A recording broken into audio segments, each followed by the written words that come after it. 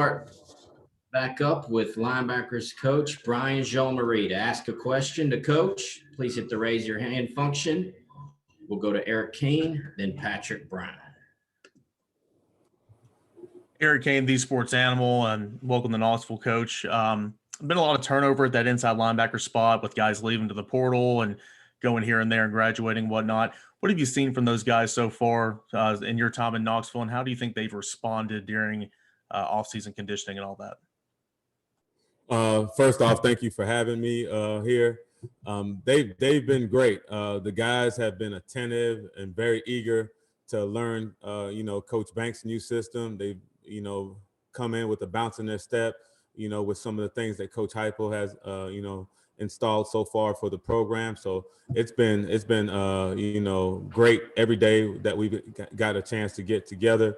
Those guys, like I said, they've been sponges, kind of getting to the point where they're a lot more comfortable asking questions. And, obviously they wanted to get a chance to know me as an individual coach and learn, Coach Banks' system as far as defense. But everything has been positive so far. I have no complaints. Hey, Brian, Patrick Brown with 24/7 Sports. You spent, I think, a decade with Charlie Strong, a couple different places in Michigan last year. What made this the time to jump to Tennessee and come work with the staff? And what do you remember about your games against UCF when you were down there at USF as a defensive coordinator? First off, obviously Coach Strong was a, big mentor for me. He gave me my first opportunity along with Coach Holtz to actually work in this conference. So I was a graduate assistant with those guys back in the early 2000s. But I felt like the time was right. Obviously, I have a history with Coach Heupel, respect, everything that he's done as far as not just the offensive, guy, but, as a coordinator, but also what he did as a head coach, down at Central Florida. I think he's got, the right mix of, explosive offense, but they also, did a great job as a full team to win, here in this conference. So it was enticing and it was, offer, too good to turn down.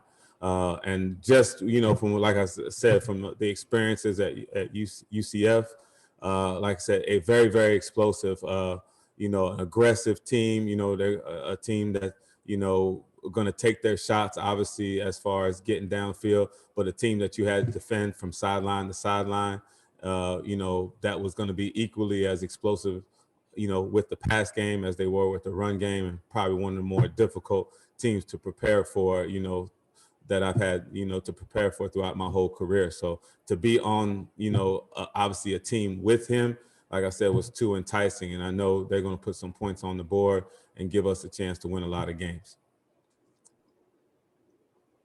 David Ubben, then Gustavo. Hey, Brian, David Ubben with The Athletic. How would you describe the role and responsibilities of middle linebackers in this defense? With any defense, I know there's different defenses and different, fronts and different responsibilities with every defense you have. But the middle linebacker is always going to be the captain of the defense. That's kind of through history has proven. So that guy's going to have to be the captain. He's going to have to be the guy that communicates with the front, four guys, the defensive line, outside linebackers, and communicate with the secondary. So there is a leadership role that comes with that position. And, he's going to be, the captain of the defense, whether it's obviously not necessarily the captain of the team, but he's got to take the leadership role and be one of the guys that, obviously the rest of the guys on defense look to kind of right the ship, on the field without the coaches being there with him. Coach Gustavo Tomazelli, WHK 90.3 The Rock.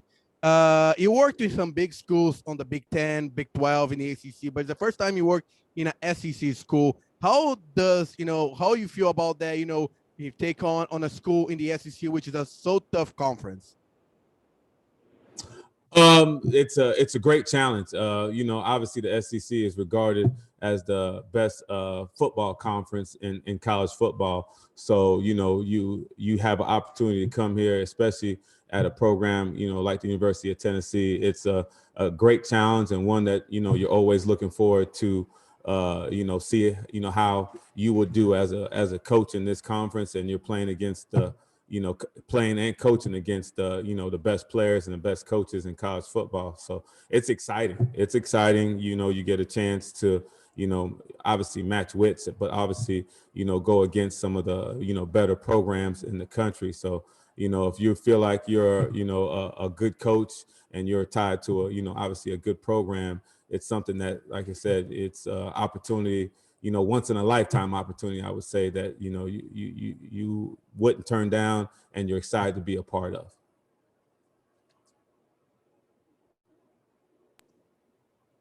Go to Ben McKee, then Austin Price. Coach Ben McKee of Rocky Top Insider. Have you had a chance to reach out to Henry To'oTo'o and Kavarish Crouch? And also, just with those two kind of being in the transfer portal and maybe undecided, has it been difficult to get a grasp of your new room with those two guys undecided? No, first part of the question, I've had conversations with them, but with them being in the portal, my focus has been the guys that are here. And, the room with the guys that are here has been fine. I mean, that's just part of football, and you guys all know that from covering football.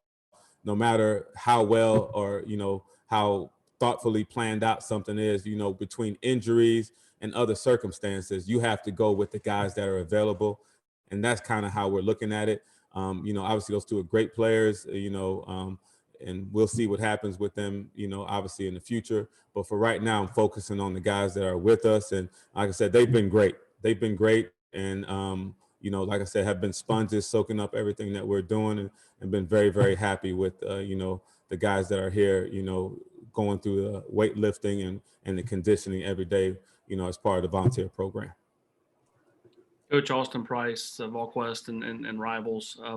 How important do you feel like spring practice is when you're a new defensive staff? A lot of the experience on this staff may be on the defensive side, but the continuity lies on offense. So for you guys to get continuity working together in the meeting room, on the practice field, and then two, specifically at your position, you talk about everything, you liking what you see, or to this point, or they're doing everything you're asking them to do.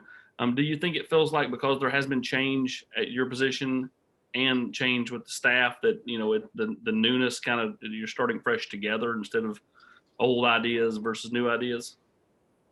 I think so. The first part of your question, spring practice is one of the most important parts as far as building a team.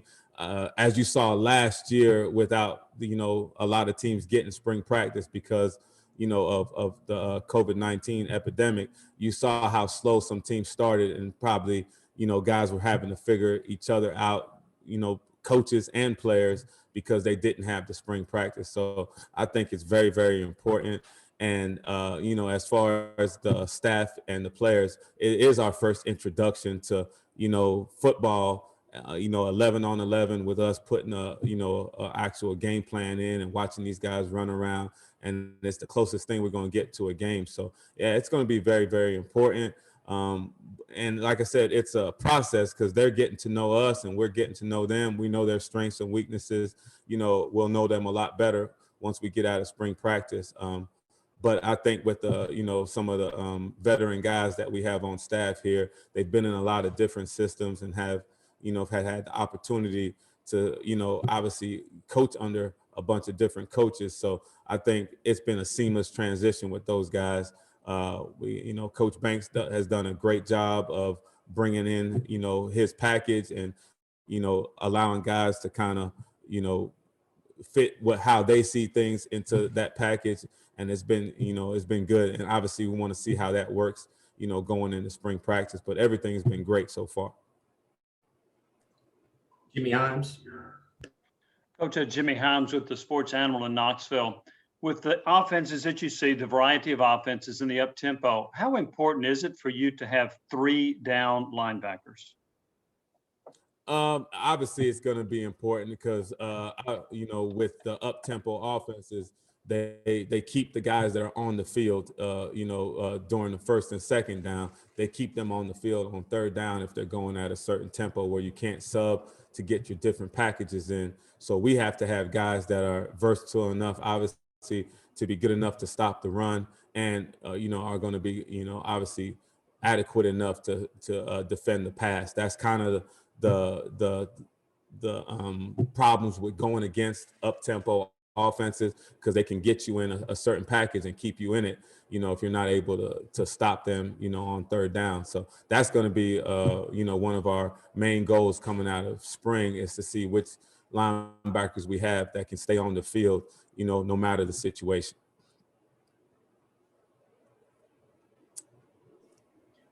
Thank you, Coach. We'll move